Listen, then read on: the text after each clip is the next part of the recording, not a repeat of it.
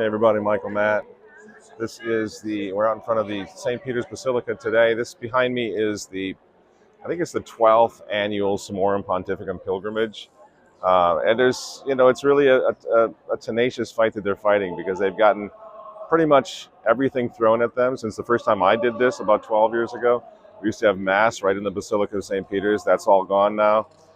So they have Vespers and a prayer service, and they say the Rosary, and then they make a procession across town. They go into the Basilica and have a prayer service in there. They have conferences. Last night there was a conference. I think Cardinal Muller is here today. Bishop Schneider, I think, is here tomorrow. So they're really fighting a good fight, but there's a certain sadness, especially in light of the Synod on Synodality, which is supposedly all about listening to people. But there really doesn't seem to be a whole lot of interest in listening to these guys. They're here, but that's about all they get. They get to spend the morning here. But as far as listening to them, and we spent the week in the Vatican press office. So strange that traditional Catholicism, which is the bright spot in the church, one of the few bright spots in the entire church, is not even mentioned. No representation from traditional Catholics is mentioned at the Synod. They're talking about everything else from climate change to you name it, but nothing about the traditional Catholic revival that's happening, as you can see behind me, which is real. These people are coming from all over Europe. But as far as the official Vatican position on them, it doesn't seem to be there's any interest in pursuing it. So we're going to join them in the Basilica of St. Peter's to continue to send the message that no matter what happens, it doesn't matter. The fight for tradition is going to go on. The fight for the traditional Latin Mass is going to go on. The traditional Latin Mass will always survive. And this is a great little sign of encouragement or of hope that it doesn't matter how much people are going to suffer for it. They're going to continue to suffer for it.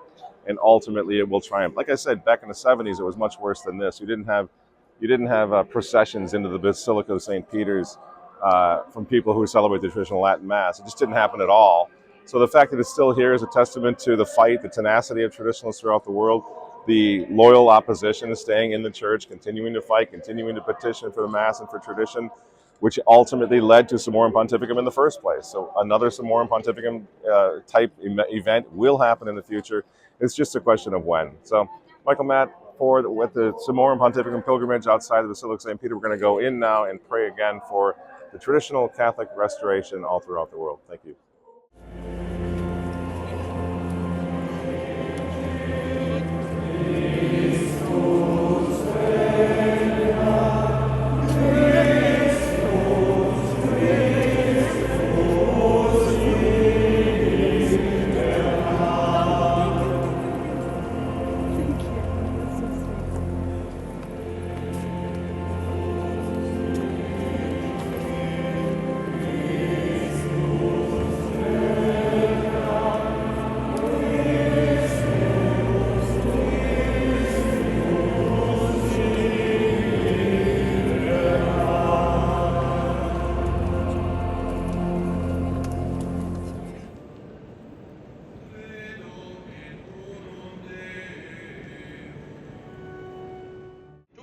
Esseri umani e sulla loro uguaglianza davanti a Dio. Tutti sono chiamati di diventare figli di Dio.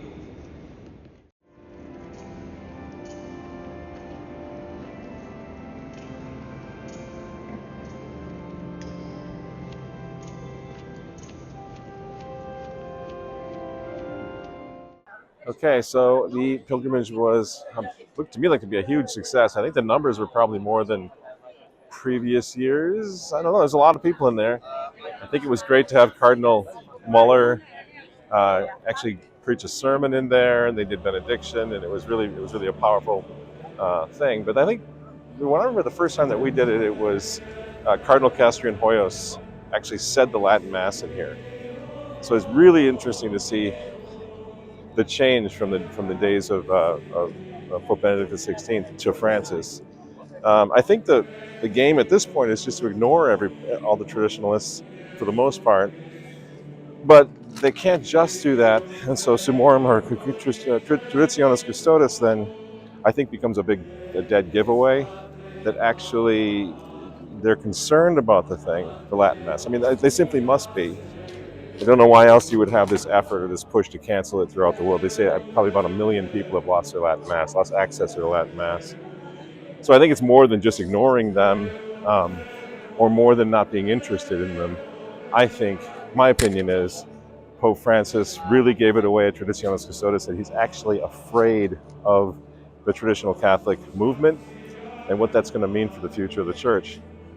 Archbishop Ranjith, years ago from Sri Lanka, actually said that he said, talking to cardinals and bishops here, if we don't do something with liturgical reform, the Novus Ordo Mass will disappear, and the only Mass left in the church is going to be the traditional Latin Mass. And this was Archbishop Ranjith, I don't know, 20 years ago, 15 years ago probably, after Summorum Pontificum.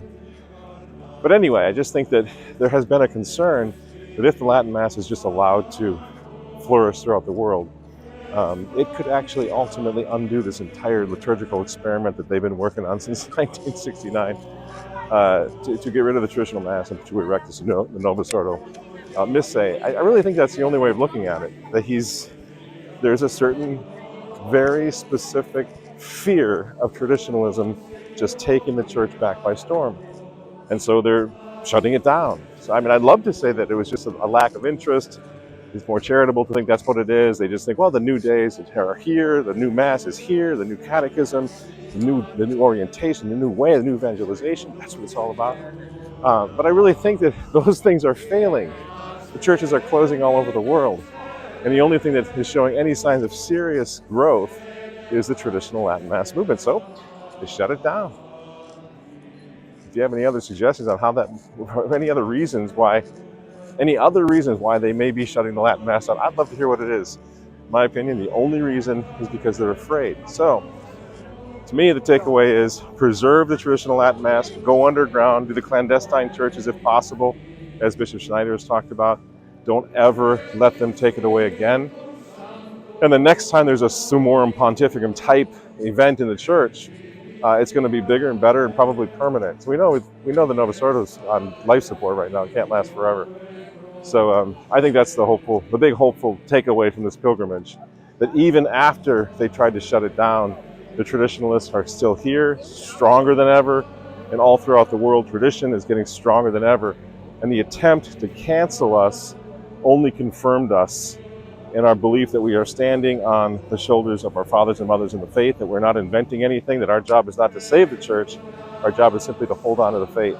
And so there's a stronger conviction now than ever, especially among young people, that is the way forward.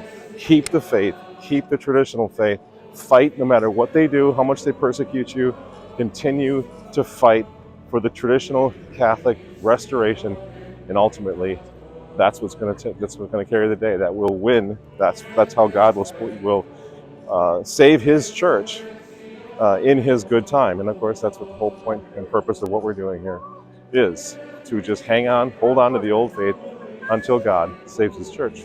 That's how I see it.